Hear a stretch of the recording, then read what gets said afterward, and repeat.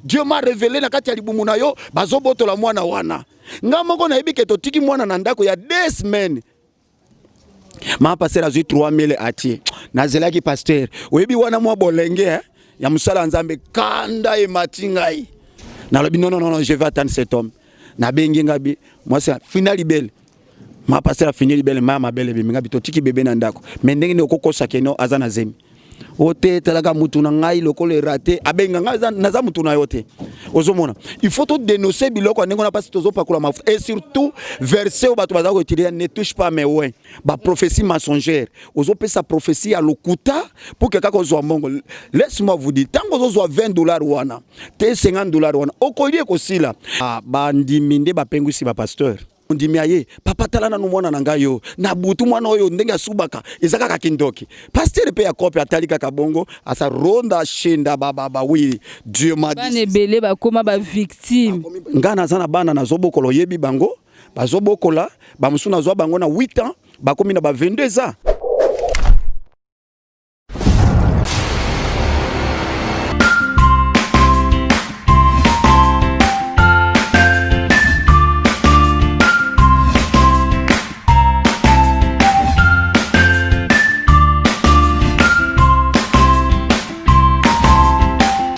Salut chers internautes, c'est toujours votre humble présentatrice Grace Parker. Donc à Messala Royal Abino News ya bien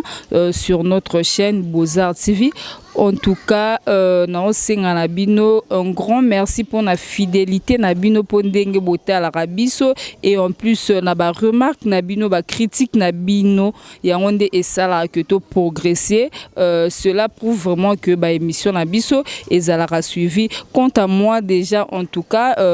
ma banga vraiment en particularité et je salue ba oyangai beaucoup plus. Je commence par rapport à ma famille parce que Bercy c'est le belaeli solo ali banga do ba tout boira bango to boira ba tout musuba ba banga ofele mais les lieux comme boye a mon en ligne à zappé au lait qui a fait soit moi bonjour à zappé mon grand frère Didier Wayeng. En tout cas je vous avais tellement manqué. Grace Parker est déjà de retour sur scène. Je vois ma grande sœur depuis Brazzaville Alele Libanga Gina Sita Yayo Yangwana Christelle Sita et puis je vois encore les deux associés valables Faline Dombasi, hein, Mobalia, on a Faline Dombasi, Pichu Bemon, on a Pessibino Bambote. Quant à moi, déjà, on a déjà raté bien émission na biso, tozana prophète Michel Bongeli. Donc, naïe vraiment trop linga ko développer moi ma solo belé il y a église Boignière je crois. Donc, c'est avec lui-même qu'on va déjà décoder dans cette émission. Bonjour prophète Michel. Bonjour Mama Gracia Parker Nzambe apambola pe topamboli balani na biso nyonso balanda kabiso ya Beaux-Arts TV pe mokili mobimba eska bolanda kabiso na tournette partout dans le monde, na États-Unis, na France, na Belgique, partout. Et ça wabino humble serviteur le prophète Michel Bongeli oya lobela kabino bosolo ya mboka pe ya musala ya kolo Nzamba apambola bino. Merci beaucoup prophète, beaucoup plus trop t'as déjà narrati à sujet na biso en fait toyebi que to ko connaître moi sujet morobo. Donc mon problème morobo ezala qui vraiment mondial, c'était pas seulement au Congo mais c'était mondial, tina ba Europe partout on était confinés, je sais pas par rapport à confinement là, il autant que aux alarapé président ya handicapé toyebité na kati ya confinement là bozala ko vivre ndenge nini, comment tu t'en sortais, faut qu'on s'occuper na batunyo so là. Comment ça s'est passé en fait? Oui, merci Maman Gracia Parker et puis Balandia Boza, ils allaient qui passent mingi. Parce que vous savez d'abord que les handicapés, nous vivrons par le mendicité. Alors handicapé pour aller, il fallait qu'il y ait des asenga, aller dans magasin, aller dans bar, na alimentation, juste bamusoupe babandai ko vivre pour na beach, akati si aye, bamusoupe babandai ko vivre ko kende lufu, Angola,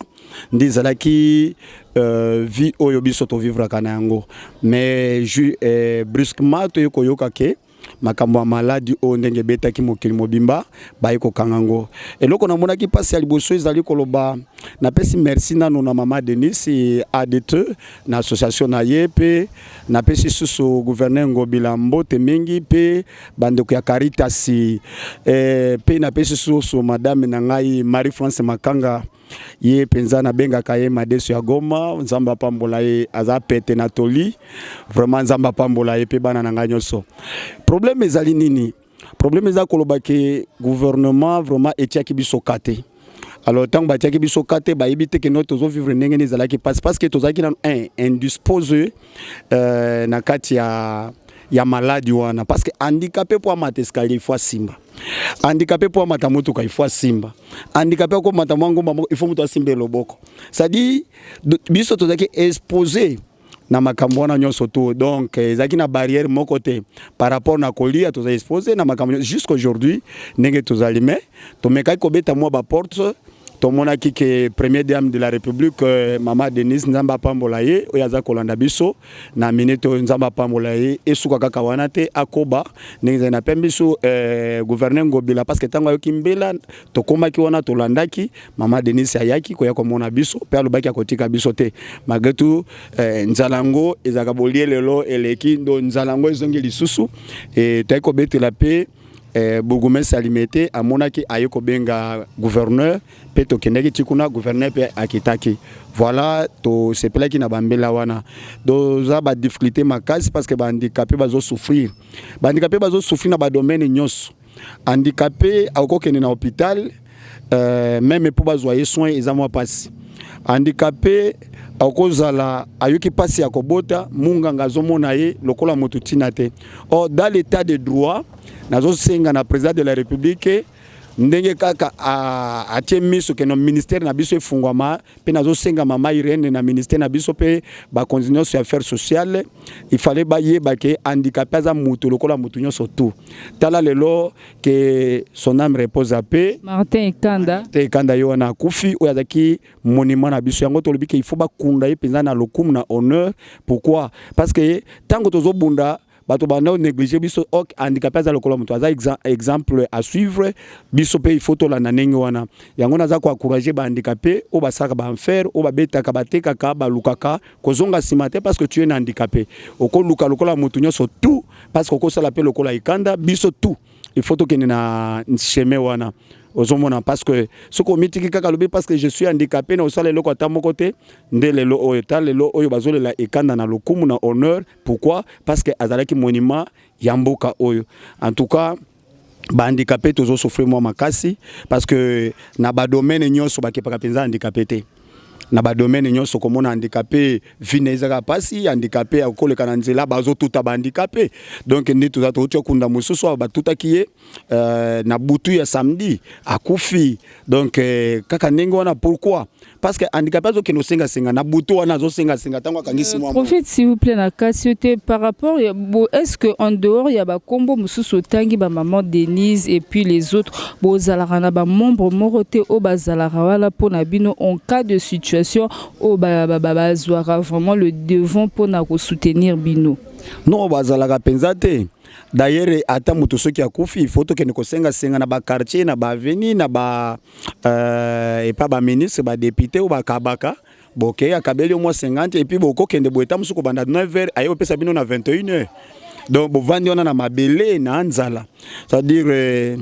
donc et salanga pasi makasi yango nazo senga na président Fachi ezonga ta parce que tango mobutu zaki handicapé akufi bobazozo ina honneur corbiare ko ya biloko nyonso ko ya ba yeba kondie lokola ba soda wana ezalaki na compte ya social oui na compte social mais pour le moment ils a sauté social ezali ko ezo sala sou misala na ngote ozomona ezalaki ke soki moto vraiment azana pasi bongo oke koyebisa baye bazuye na cas social bakozwa baswe même ata aux handicapés mais moi je me pose des questions que un handicapé qui est en hôpital bazolo baye yaka na carte d'urgence mais makoloze akokufa maboko eza kokufa est-ce que donc moto azo compliqué kaka vie handicapé kaka bongo pendant qu'il savait bien que non handicapé azana moyen te ozomona mais azo compliqué alors toyebite tozo kende wapi to uchi wapi et puis komona bato ba osala bongo bato basambelaka Vraiment, merci beaucoup prophète. Eza nelo mususu na kati émission na biso. Moi ba point eza ebele donc to remeko un peu kozala un peu bref mais déjà mokonzi ya mboka esi alonsaki déjà message ba makambo efungwamaki toza sous confiné te commis déjà déconfiné mais une chose est vraie toza déconfiné mais c'était pas en général. Mokonzi ya mboka azwaki no ba disposition moko boye o etalaki nanu batu ya ba activité beaucoup plus on voit les gens de terrasse batu ya ba bar mo ba biloko wana sikoyo batu ya ba église bazelisaki bino nanu jusqu'à le 15 en fait autant que serviteur pe conception wana nanu o accueillaki ndeni. Oui, mona kiango pasi mingi par rapport à komona. Pourquoi? Parce que moni babar izana ata balwaki no babar efungwami. To moni ba musique beti. Mutu tango asolangwa masanga. Mbala moka cheli. Ata za mwasi note, aza mobali note, sika lango akotsimbo na lipeka. Osomona. Alors au lieu ya ba fungola église, place on a to mona ki ezaki moi erreur. Alors président de la République il fallait azala coacher na ba pasteur et puis azana pasteur naye. Obiso toyebi aza pasteur naye avant ya ko lancer biloko nengwana il fallait donc biso ba pasteur nyos to décourageaki. Mais prof en fait la radio était mais kofongola ba terrasse et tout et ça on a sens moroté que ndenge batu bazoye la peut-être que na sens ya négatif pour mutusoka melia langwe mais quand on voit aussi beaucoup des églises pasteurs on doit photo solo la to loba moi vérité l'église les lopé et commis surtout mingi ba pasteur et puis ba mususu ba mi benga pe ba prophète et église de revers ba comment fingi sabino pe bokomi ebele ba mususu pe ata ba fungola ki ba église mutu sora meli masanga sali bêtise wana eza yete eza alcool mais tandis que quand on voit les hommes de Dieu les serviteurs de Dieu o ba kotsara ba sœur ba retraite ba jeune fille et tout à sainteté yo zo mona sainteté ata 5 sœurs na rat église ba ko soit disons ba kota ki retraite siko na ka wana o justifier ondengeni omoni na vie otozana ngoma ma gracia il faut il y a le bon il y a le mal et le konyo sonzamba sala ngomi balé vous savez que ce qui les l'autre lobby exacte que non ba pasteur on a baza ba pasteur te baza ba infiltré ba côté ce qu'on a monde ba pasteur osomona ezalo kana ko pesa exemple docteur aye azo soigner mutu azuye ya koti sekuna tobole tonga polinga sale opération menacer opération alingi a5 na enzoto mais parce que dali sous effet ozomona est-ce que koloba ke non ba docteur nyoso baza mabe non ba docteur ya malam bazali ya mabe bazali ndenge moko pe bible lobi dans les derniers jours bokoye babango na bizali na bango ozomona ke non pasteur aye avant ko kota wana biro na ngai il faut donner $20 mais yake na kana zamba basenga kate okoyeba ke baonde ba yeko luka mbongo surtout mingi prophète Michel Bongeli point wana soulever est très capital et puis est très important neti et pas na yo l'église na yo na boignage est-ce que ba kawane comme la rayo nga lo wana mutu nguya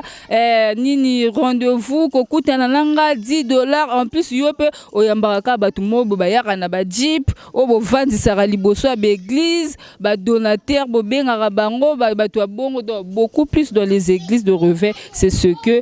la population est en train de déplorer moi babiloko wana to yebite na part na ope ce que komara. Oui, c'est-à-dire église. Même ministre ceux qui a na kati église. Akofana na bana ye ceux qui t'honorer ye ezakoloba kaka pour na respect mais akomata kuna liboso pa ba pasteur te. Bokotie côté ba diacre pour respecter lokola mokonzi. Ozomona et tomona ka na ba télévision ozomona matata ponyo na la borne avandi na kati kuna azalaki ministre mais avanda na kati ya bato. Ça dit na kati église c'est comme ça. Ozomona ce n'est pas parce que mutu apesa kambongo nde lelo yo to honorer ye to zo na place ya Nzambe. Dieu reste Dieu, l'homme reste l'homme. On ne peut pas comparer Dieu avec quelqu'un d'autre parce que Nzambe atikali Nzambe mutu akotikala mutu Nzambe akotikala Nzambe. Donc na ba pasteur basala ka bongo ce n'est pas bien, ce n'est pas bon que okomona mutu aye avandi wana ava kopesa okutana na pasteur okutana na secrétaire mutu a sécurité banani non wana za ba influence ya monde et biloko na nde biloko dernier et biloko ya temps de la fin. ozomona na veni ko ya Yesu Kristo nde biloko na komona ke ba pasteur ba koluka lokumu na bango moko ba pasteur ba kolika ba yebana bazo sala sute po milimo bato ebika le pasteur bazo sala kaka wala na ye abima ndenge zali ozomona yango nde ebebisi évangile même le miracle ezo sala malisusu te soko ye na église ndenge c'est la prospérité mituka lupangu poto orokende ezala te que donc ba prêcher mutu vraiment évangile donc to komi na temps de la fin mutu abongwana botika basi ya mabala rester avec vos maris et komi ba infidélité koti ba maté ya bongo très profond na bakati église to yoka ngo sute et komara nser nzamba otalisa ngo kozwa mobali ya poto papa na lota ki osombi mutuka bo lupangu moko bo na ma campagne donc et komara monotonie wala na église en plus ba chrétien to koma trop na babiloko wana mutu so to ke église moko bo to zoyoka ngo te to kimi esika bato ba komo landara esika influence esika masezali c'est pour cela omoni mupepe wana yaki omoni mupepe ngo ndenge esili parce que bato balandaki ba mupepe wana ya kotala ke ba mipepe oyo ndenge ezali wana to olanda ba prophétie lokuta yaka nazobongola mayo nini non ozomona oui c'est vrai alors ko yako kosa na kombo nzambe te bible lobete oyo akobakisa nzambe akobakisela et jugement liboso ezobana na kati ya église ezobana na kati ya ba pasteur ozomona batia poto balembi nazara bato ebele bazobenga nga na poto papa to mekaki kaka yo mais depuis osambela kapona biso tu ne demandes rien bon ngana ko senga muto na zana hôpital azana na moment moko azana temps moko difficile il est malade et ozobondela pona yo c'est non lukela na nga $100 pona ngina matana mangengenge huile d'olive ba pesa ngo pe montant nango huile d'olive a oteka 3500 est-ce que ngamo na ko somba et puis ezali obligatoire te que il faut muto nyoso bondela pona na huile d'olive ezana ba principe na yango principe ya d'olive ezaningini lorsque mutu aza malade abeli mingi babondeli pona ye azobika te bakene na hôpital azobika te bakomema ye pa ya ba ancien na église nde asie bakozwa huile d'olive bapakoli mutu wana mais lelo komona passer azoyesa mutu nyoso na église mutu na mutu asomba huile d'olive atia na saki na atambola nango wana komi idolâtrie oui c'est ce que j'allais dire donc là c'est carrément l'idolâtrie wana eza susu bonzambe te eza idolâtrie parce que ce n'est pas tout le monde total exemple et bosono oyo paralytique à 38 ans bato nyoso bazoko ya na mai mais na tourne yako yaki na mai te ce n'est pas ce qui obondeli pona mutu pona huile d'olive pasteur ozola na ngai prophète évangéliste tu es mon frère kokota na mupepe ya batu te kende kaka bongo soki nzamba alobi kotombola yo et toza ko déplorer makambo tozomona na télévision ozomona lelo tala lelo na kozonga na sima F6 bandeko ya basango na église de réveil omoni ndenge batutani bango nyonso bazalaki na ifalaki ba voter président ya nani président ya benga nani oyo ya assemblée te ya bato ba votaka bato oyo ya remplacer ki malumalu c'est qui ya Seni président Seni oui alors ba voter bango bazalaki na nani te mais baza 8 mais 6 ba voter eza majorité mais komi oh sonika futa boye sali boye bato basali balingi batombokisa bato non bo voter mutu ndenge ezaleli soti bolokoli yango est-ce que na makambo wana ndenge ezali bokiko bato bazali kaka bato na ka place moko même ata ba ministre nazoisa même ata président il faut remaniement et salema tokobona ka ba José Makila te tokomona kaka oh je connais le Congo te est-ce que bato ba otanga na université ne peut pas travailler comme eux siko bano bazoya na sima bakeni na ba retraite ozomona bandeko na ba travail ki bakeni na ba retraite ba pesa bato musu ba chance lokwa basumi déjà ba mpango mutu so pe aya ko sala yepe asomba lupango parce que oya zaki na 10 atekeli pe oya zui musala mwa moko parce que mboka développer ka bongo kaka bango wana kaka oyebi ngai na ebikengo adondo par exemple depuis azalaka je joue les billes ozomona nazobeta bill na ye na komi na boti na zui mwa bakoko ti ya zakaka wana non ezavité et comme lokola kaka bango non constitution on est ces autres tikalaka c'est comme ces autres tikalaka privé non il faut changer parce que chaque chose a son temps mboka za bango te même ata fachi ndinga zali wana soki ake pembeni to koyebise OK pembeni to tio pembeni mboka za biso nyonso nous devons défendre notre pays tozonga sous son arrière prophète to koma on a beaucoup plus église eza temple ya Nzambe mais et koma lokwa bien privé banzimi bazoya kusambela bazopesa ba offrande o esengeli badime et tout mais lorsque à chaque parcelle les osalema beaucoup plus on voit kombo ya église et okikozala na kombo ya pasteur mais to monaka lelo pasteur sera kufi mingi komara singa famille ezate ke abati ata frère morobo a travailler kana prophète Michel maintenant au pasteur azokufa bazu mwana kingandi batie kawana et comme le quoi bien privé morobo mais tandis que banzimi o bazalaka wana o batiaka mwa ba 200 na bango ba 500 na bango mona mama morobo akenda bakota ba monga fula kuna kenda ko sala bilanga ne mbongo ndunda na ye azoyaka rapo pasteur akabola ki ba enveloppe na tira ne fisque 1000 francs mais tandis que retour wana tango yaka lupango esombami olepe banzimi pe ba bénéficier nango et comme beaucoup plus roi bien restreint moroboye na compte ya basali na Nzambe vraiment biloko wana pour la bino vraiment yango tozo lukaka bino boye ba ko démentir biso yango. Oui mama Gracia tozali eza pasi mingi omoni lelo l'onction et la puissance de Dieu est diminuée dans cette église. Oyebi tango ba papa na biso ba aidi na bala bayaka église makamba délivrance ezalakate. Qui on va vous délivrer aujourd'hui. Au mercredi mkolo délivrance ezalakate. Pourquoi? Parce que église ezalaki na onction na puissance ya Nzambe. Parce que premièrement na basali ya Nzambe ba ndo tambola kobanga Nzambe. Ozomona. C'est-à-dire tango bozokene na kati église okoti kaka boyo moko sentir kaka nazaki malade na biki. Parce qu'il y avait aussi la foi en nous, mais le ming banzimi pe ba komara na kotambola na donc na mémoire moi na rekende pas pasteur un tel a ko sambela nga ko tsanga loboko na robika mais nous-mêmes en soi tozala rasus na rondima mo peut-être comment ko talelande mutu mais tandis que on n'a plus vraiment confiance en Dieu. Oui ba ndiminde ba pengusi ba pasteur.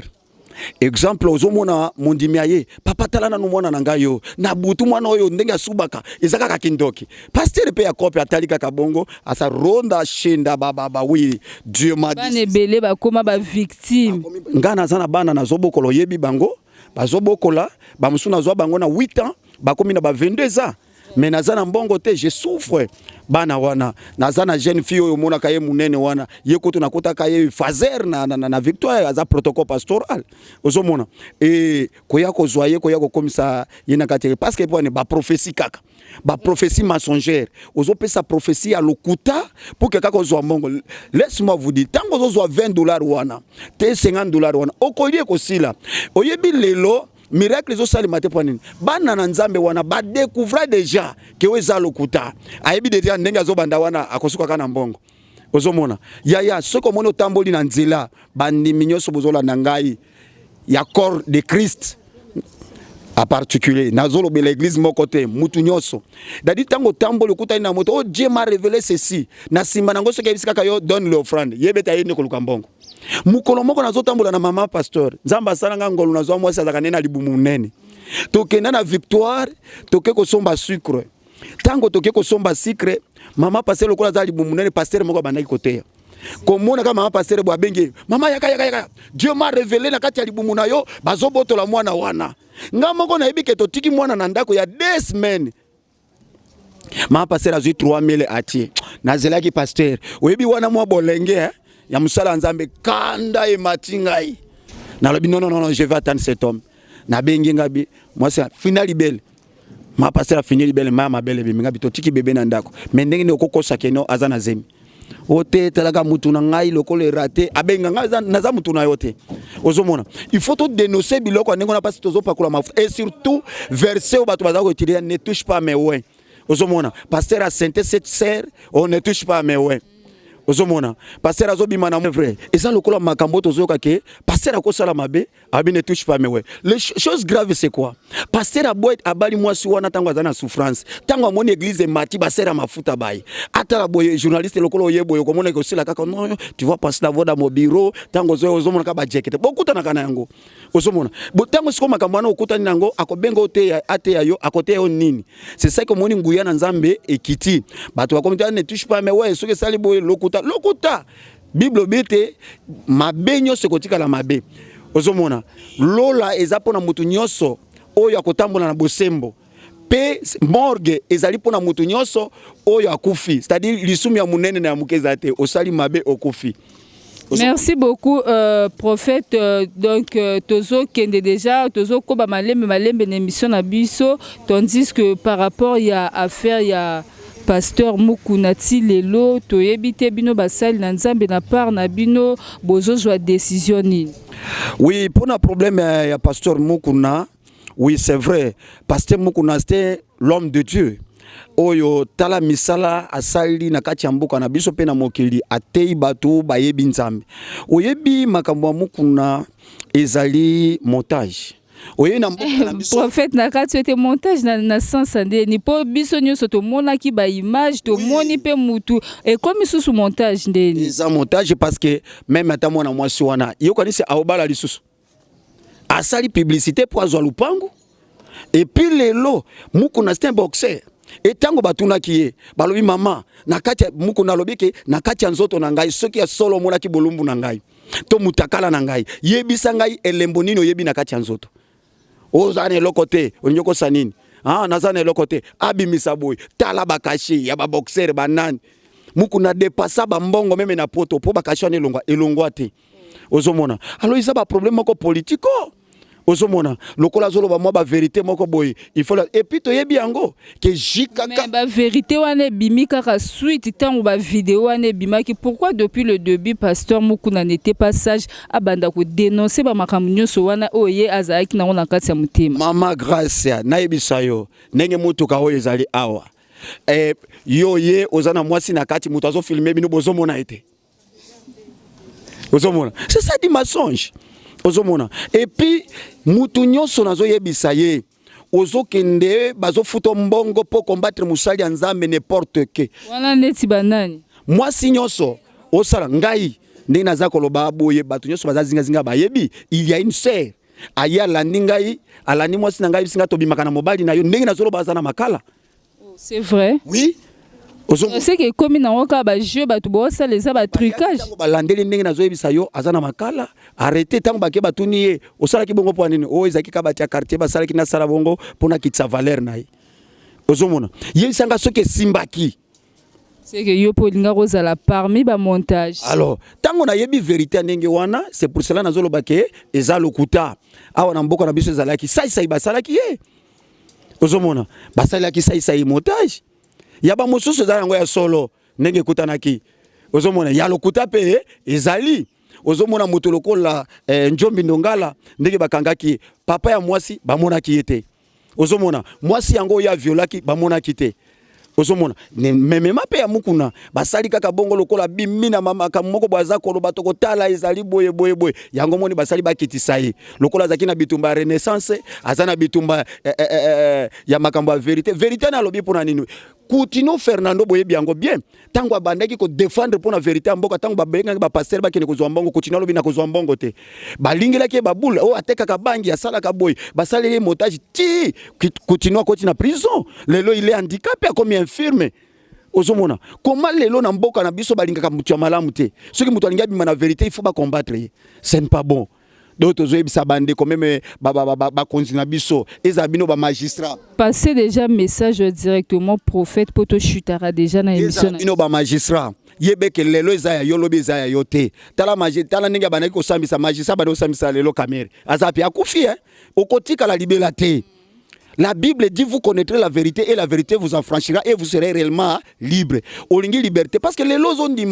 mbongo makila les loyo ozimbongo makila moto akufi akei mais po bafuta ki $10,000 ezala tabato musu les lois docteur otoboli moto tonga ya mabe opo akufi na corona ezaki nango corona te nyoso nozo sala okotambola na mutuka okosepela mais un jour yebete nzamba ko bengo na jugement il y a un jugement de Dieu oyo kosamisa bato na sena moyi oyo ozomona alors pona Mukuna pona mwana mwasi ana na sengeli oyo salimaki ya gouverneur est-ce que mwana mwasi wana ya gouverneur ya ba Congo ozomona ngote ozolanda tolanda kango ya aye alandi akoti tango bazosala bolingo zali oyo yaza célibataire oyo célibataire et comment ke bongo parce que azolo ayebisa ke no pesanga mbongo amoni moto oyo asengaki gouverneur apesi yete abibo ça va aye est-ce que tango bakendeki bazobenga na téléphone muto azalaki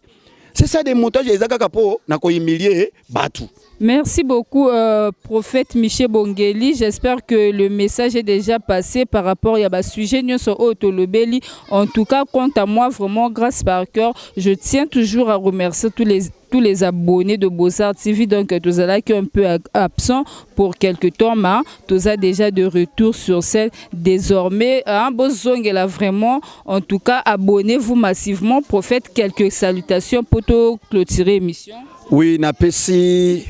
Madame Nangai Marie-France Makanga, moi je suis salaka naza na ba verset belé na mutu. Oui, salaka ki nazala na pamboli bana nangai nyoso,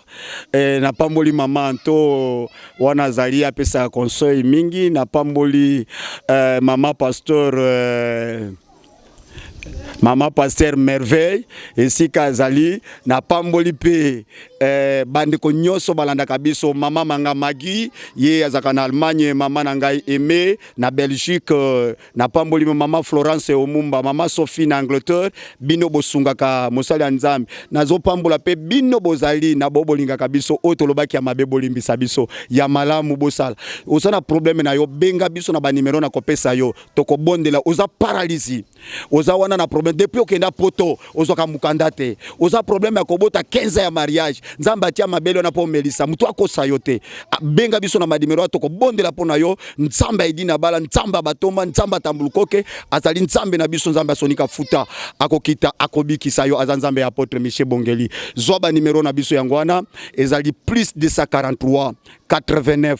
510 86 35 nazongeli yango na lombangu plus 243 89 510 86 35 église ezalina avenue Forgeron numéro 45 soko yewana ezawabino représentant Michel Bongeli pe azali moko ba président ya ba handicapé ya centre ya Limete to sengi penza na gouverneur ya kotala promesse opesa kibiso tozana posa na yango makasi pona ko réhabiliter centre tala ndenge ezali na sengi na cardinal ngolo ba ko ya kosunga biso ya kosunga kotika biso te mama Denise ya kosunga mama Olivier ya kosunga biso bana na bino boya kosunga botika ba handicapé te mutu nyoso azali valide aza candidat ya handicapé. Ciao, Nzamba pambola bino. Merci beaucoup, chers internautes. Quant à moi, vraiment grâce par cœur, non, Sabino Kabambo, rendez-vous à la prochaine émission. Au revoir, bye bye.